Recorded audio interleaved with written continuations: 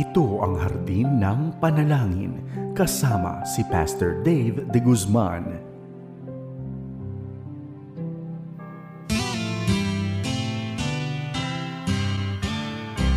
May harding mapananalanginan, doon si Jesus naghihintay.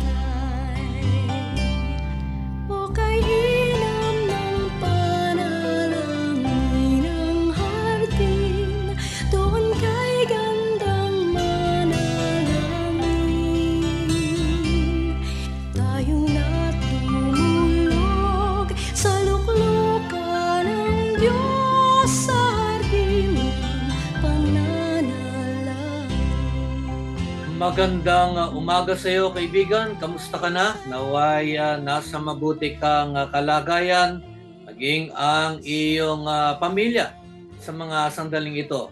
Sa araw na ito, muli ay dudulog tayo sa salita ng Diyos at tayo ay mapapaalalahanan patungkol sa kalakasang kaloob ng ating Panginoon. Tutunghayan natin ang karanasan ni Propeta Jeremiah, maging ang kanyang katanungan at kung paano tinugon ng Diyos ang kanyang nararamdaman. Bago natin tunghayan ang salita ng Diyos, tayo muna ay manalangin. Dakila naming Diyos, marami pong salamat. At muli sa mga ganitong pagkakataon, kami po ay makadudulog sa inyong banal na salita tulad po ng aming nakagawian. At ang tangi po naming kahilingan, O Diyos, ay mangusap po kayo sa amin sa maraming paraan. Pagpalain mo kami higit sa lahat, pagpapalang espiritual. Ay palamang nag-aalay na kami ng aming taus-pusong pagpupuri at pasasalamat sa pangalan ni Jesus. Amen.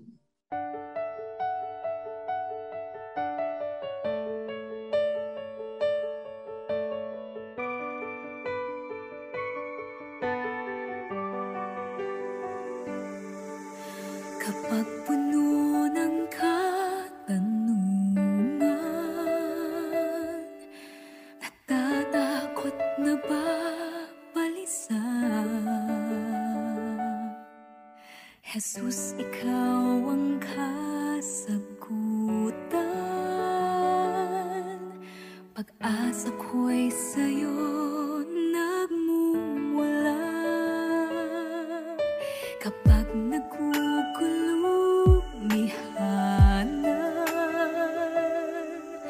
nababalot ng panghihina, sa iyo magtitiwala. Habang buhay maniniwalang ikaw ay Diyos sa lahat ng sandali. Sa bawat pangyayari, hindi nagkakamali. Ikaw ay Diyos na buhay na muli. At sa puso ko'y lagi mananatili. Ikaw ay Diyos.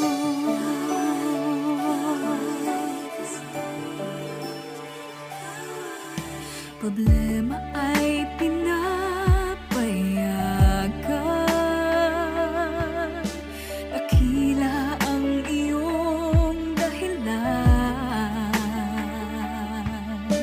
Malinaw ang kapahayagan, ikaw ay Diyos tapat kailanpaman. At sa bawat kaganapan, hindi na mag-aalinlangan. Sa iyo'y may katiyakan. Habang buhay pananalangin,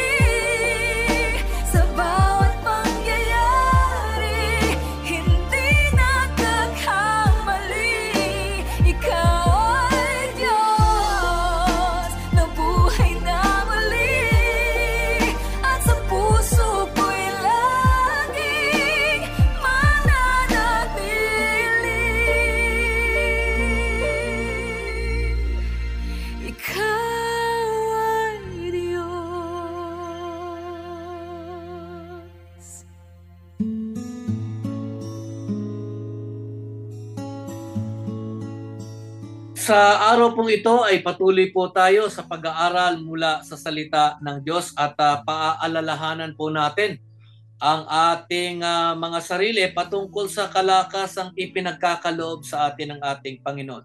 Sa tuwi-tuwi na tayo ay maaring nanghihina, nanlulumo o may mga katanungan. Ano ba ang kasiguruhang ipinagkakaloob sa atin ng ating Panginoong Diyos?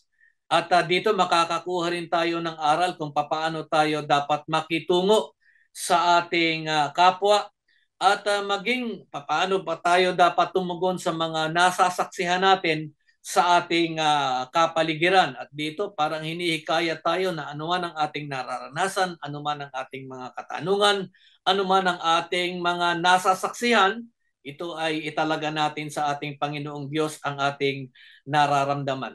Kaibigan, nang magtanong si Propeta Jeremiah sa Diyos o siya ay nanalangin sa kanyang naranasan at sa kanyang nasaksihan, paano ba tinugon ng Diyos ang kanyang nararamdaman? Kung hawak mo ang iyong Biblia, pakibuksan mo na lang ito sa aklat ng Jeremias in the book of Jeremiah.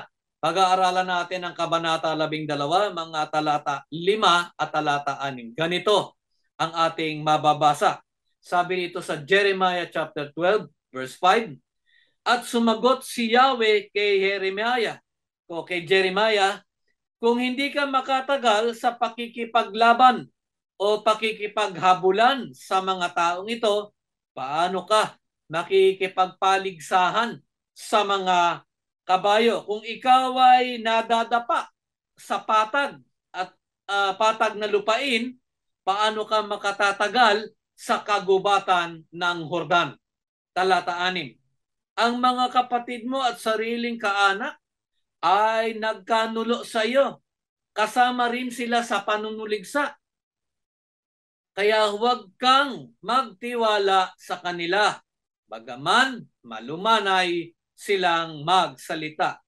Parang tinatanong ng Diyos dito si Propeta Jeremiah, how can you compete? Ika nga, sabi ng Panginoon. How will you do so in the thicket in Jordan, in the thicket of Jordan? Alam mo kaibigan, ang dalawang talatang ito ay bahagi ng mga katanungan ng propeta patungkol sa mga kasamaan na kanyang nasasaksihan sa mga kalapit na bayan ng Israel. Maging ang mga pinili ng Diyos ay gumagawa ng kasalanan, hindi tumatalima sa utos ni Yahweh. Sa unang bahagi ng kabanatang ito nga ay nagpahayag ng dalamhati ang propeta. At dito, nang sumagot ang Diyos sa pagdadalamhati ng propeta, paliwanag ng Panginoon sa inihaing ng propeta na kung sa maliliit na pagsubok ang propeta ay nanghihina o hihinto na sa kanyang pakikibaka, paano na lang ang kanyang gagawin kung mas malalaking suliranin o pagsubok ang ipaihintulot sa kanya ng ating Panginoon? At alam mo, ito'y napakagandang paalala para sa atin. Kung sa maliliit na nararanasan nating pagsubok, tayo ay napanghihinaan ng loob, hindi tayo nananangan sa Diyos. Papaano na lang kung malaki ang ipahintulot ng Diyos na pagsubok sa ating buhay?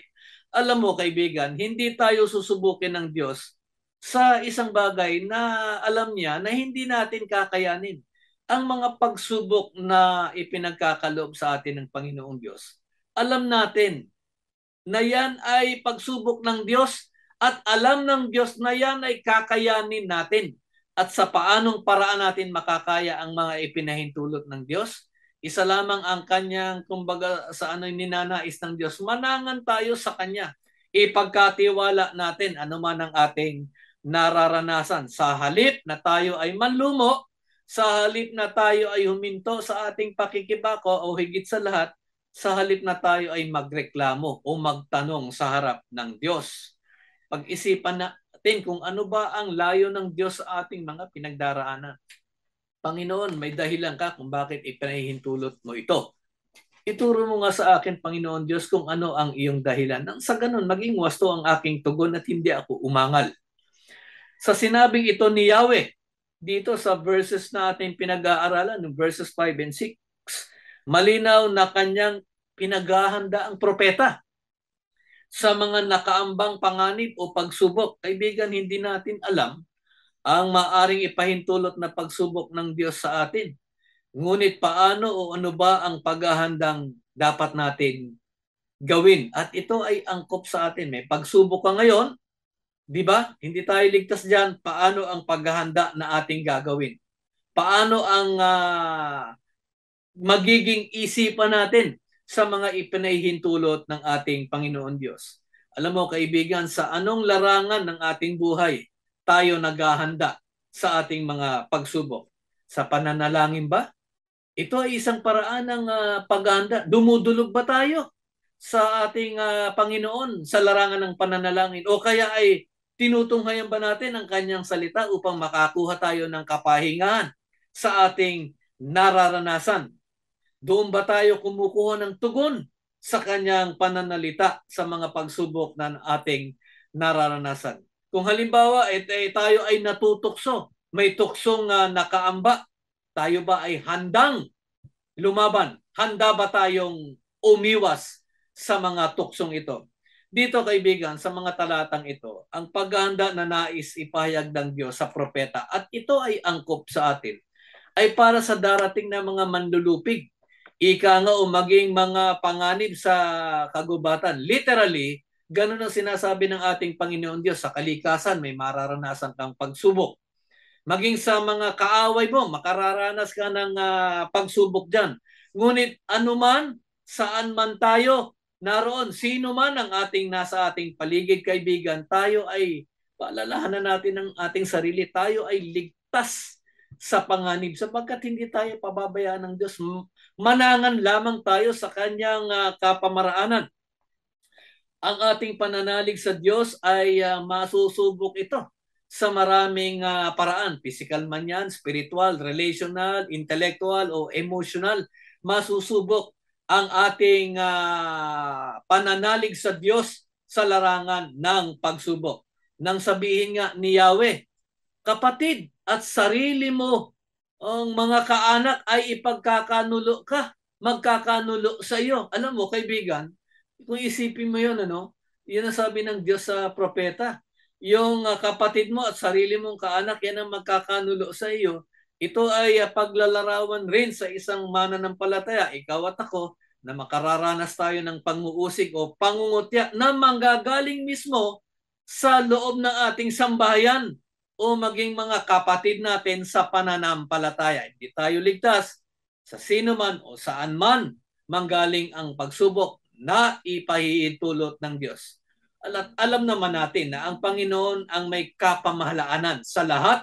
Siya pa rin ang nagpapasya sa kanyang mga ipinaparanas sa iyo at sa akin. At ganyan ang ginagawa ng Diyos at alam ng Diyos na kakayanin natin ang kanyang mga ipinahihintulot. Ulitin ko po, manangan lamang tayo sa kapamaraanan ng ating Panginoon. Ito ang nais ng Diyos para sa atin. Sa mga unang bahagi ng kabanatang ito, itong chapter 12 na ating tinutunghayan, ay ipinahayag ng propeta na si Yahweh ay makatarungan. Ito ay napakaganda, na paalalahanan niya ang kanyang sarili sa napakaraming katangian ng ating Panginoon. At isa nga sa kanyang paglalarawan ay ang Diyos ay makatarungan. God is just, at anuman ang kanyang ihaing sa harap ng Diyos, anuman ang kanyang idulog, siya ay magiging makatwiran. Yun ang sinasabi niya. Kung anuman ang ating dinudulog sa harap ng Diyos, God is just, at tutunghayan o tutugunan ng Diyos ang ating mga inihahaing sa Kanya. Nais ng propeta, ito naman yung nais ni Jeremiah, na sa kanyang pagdadalamhati, husgahan ng Diyos ang gumagawa ng masama. Kumbaga sa husgahan muna, Panginoon, para matapos na ang aking pagdurusa. At alam mo, ganyan tayo kung minsan. Yung tayo ay nauusig, tinitingnan natin kung ano ang gagawin ng Diyos sa mga taong umuusig sa atin. Maaring paliwanag ng mga talata na ang Diyos ay may kapamahalaanan sa lahat ng bagay. At ito nga'y nabanggit ko kanina, Darating ang panahon, ayon sa kanyang takdang layon, parurusahan ng Panginoon Diyos ang gumagawa ng anumang kasamaan. Kaibigan, isang malinaw na paalala ang ating makukuha dito sa talata o mga talata na ating tinutunghayan. Kung tayo man ay nanlulumo dahil sa pagsubok o nangihina o kaya ay nasusuklam dahil sa ating nasasaksihan, kaibigan, dapat lamang na italaga natin sa ating Diyos ang ating damdamin, maging yung ating mga katanungan. At tayo ay matutong maghintay sa kapamaraanan ng Diyos sa ating nararanasan. Hindi natin dapat pinangungunahan ng ating Panginoon, anuman ang ating kalagayan o anuman ang ating nasasaksihan. At dito nga, dito makikita natin na siguro narinig mo na yung imprecatory prayer. Ito ay isa sa mga pananalangin ng propeta. Kaibigan, tulad ni Jeremiah, bagaman tayo ay nagpapahayag ng pag-ibig natin sa ating Panginoon at tayo ay tumatalima sa kanyang mga utos, tayo rin ay maaari pa ring magdalamhati sa maraming kadahilanan. Bakit? Sapagkat ipinahihintulot ng Diyos ang mga pagsubok sa ating buhay. Ang kanyang dahilan upang tayo ay patatagin at higit sa lahat manangan tayo sa kapamaraanan ng Diyos. Tandaan natin, kaibigan, ang kasiguruhan ng Diyos, anuman ang ating saloobin, ay ang kanyang presensya at pangangalaga sa atin. Huwag nating kalilimutan yan. Yung presensya ng Diyos sa ating buhay, yung kanyang pagkalinga sa ating kalagayan. Alam mo, hindi lahat ng ating pananalangin ay tinutugon ng Diyos upang maligtas sa pagsubok. Isipin na lang natin at isa puso, may layon siya kung bakit ipinahihintulot niya ang mga pagsubok na ito. Ninanais ng Diyos na tayo ay maging tapat, manalig tayo sa Kanya, manalig tayo sa Kanyang kapamaraanan. Tandaan natin, kaibigan, sa ating nararanasan, italaga natin ito sa ating Panginoon, hindi natin siya dapat pinangungunahan.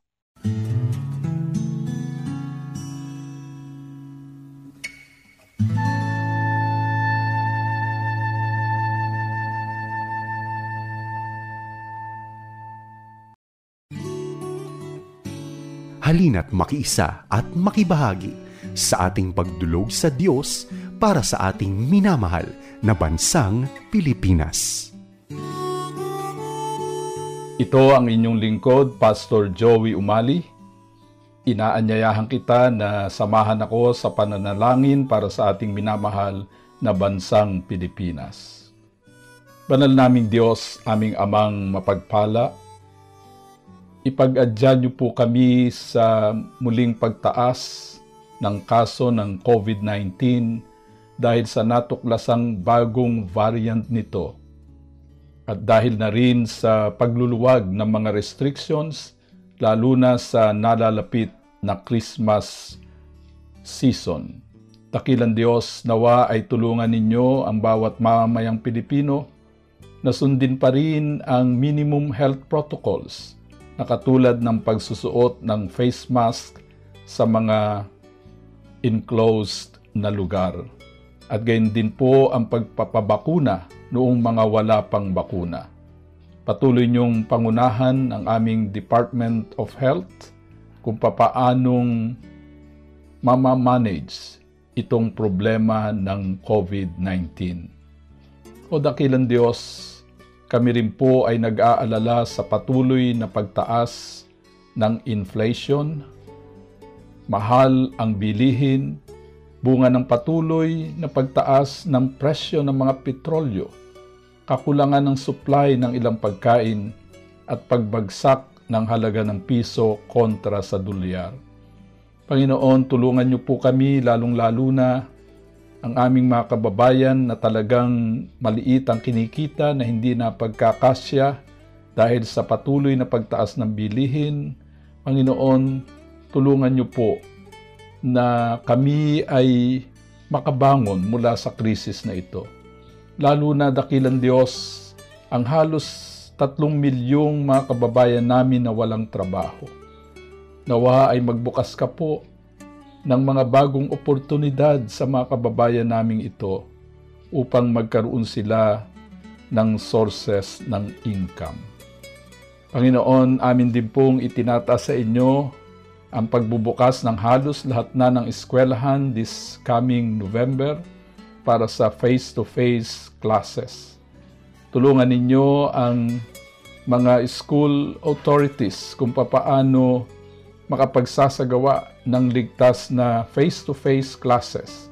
At gayon din po ang mga estudyante, mga magulang, mga guro, kung papaanong maibabalik sa normal ang pagtuturo ng napapangalagaan ang kaligtasan ng lahat. Panginoon, nananatili pa rin pong malaking problema namin ang illegal na droga sapagkat araw-araw ay halos may nahuhuli na mga illegal drugs.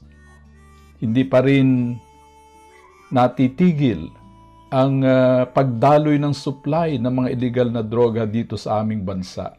Panginoon, tulungan niyo po ang kasalukuyang gobyerno kung papaano malulutas ang problemang ito nang hindi dadanak ng dugo sa isang pamamaraan na epektibo at yung mga nalulong sa droga ay mabibigyan pa rin ng pagkakataon para sa kanilang pagbabago.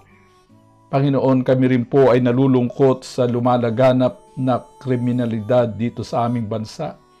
At meron pang mga pagkakataon na sangkot ang aming kapulisan sa mga krimen na ito.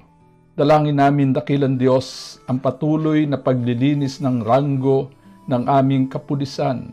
Tulungan ninyo ang mga namumuno sa PNP kung papaanong ang pulis ay mananatiling malinis at dependable na tagapagtanggol ng mamamayan.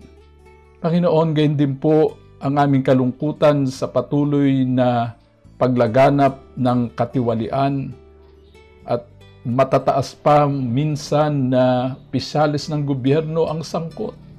Panginoon, nawa ang kasalukuyan naming administrasyon sa paungunan ni President Ferdinand Marcos Jr. ay talagang magsulong ng kampanya laban sa katiwalian. Panginoon, nananatili pa rin naming problema ang conflict namin sa China dahil sa mga pinag-aagawang teritoryo doon sa West Philippine Sea. Tulungan niyo ang aming gobyerno na maging matatag, na pangalagaan ang mga teritoryo namin doon sa West Philippine Sea. Bigyan niyo ng karunungan ang aming mga opisyales kung papaano magagawa ito sa isang tahimik na pamaraan. Higit sa lahat, banal naming Diyos, tulungan niyo kaming bawat Pilipino na patuloy na magmahal sa tanging bansang ipinagkaloob mo sa amin. Ito po ang aming dalangin, ito ang aming pag-asa, sapagkat hinihiling namin sa makapangyarihang pangalan ng aming Panginoong Hesus. Amen.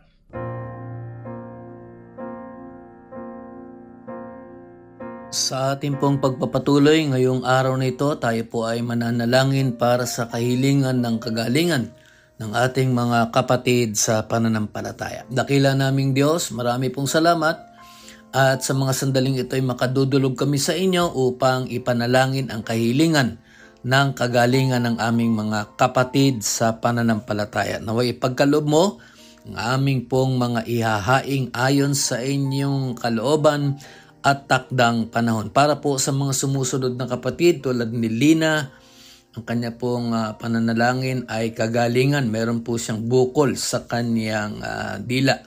Naway makapagpatingin siya sa isang espesyalista upang malaman po ang tunay niyang kalagayan. Namamagitan naman po si Jenny para sa kagalingan ng kanyang mahal na asawa. Si Enchi po ay nananalangin rin ng kagalingan at recovery. Siya po ay nagkaroon ng stroke. Naway palakasin mo ang katawan, Panginoon, ni kapatid Enchi. Si Lailani, ang kanya pong kahilingan ay physical as well as spiritual na kalakasan. Mayroon naman pong back pain si kapatid Virgie at ang kanya pong pananalangin ay kagalingan rin po.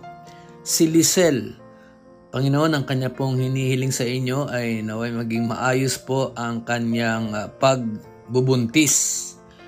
Si kapatid Carmen naman po ay dumudulog ng proteksyon at para po kay Sofronio, ang kanya pong kahilingan ay karunungan na nagmumula sa inyo. Panginoon, sa aming pong mga idinulog, naway magkaroon po ito ng katugunan ayon sa inyong kalooban. Tanggapin mo ang aming pasasalamat sa pangalan ni Jesus. Amen.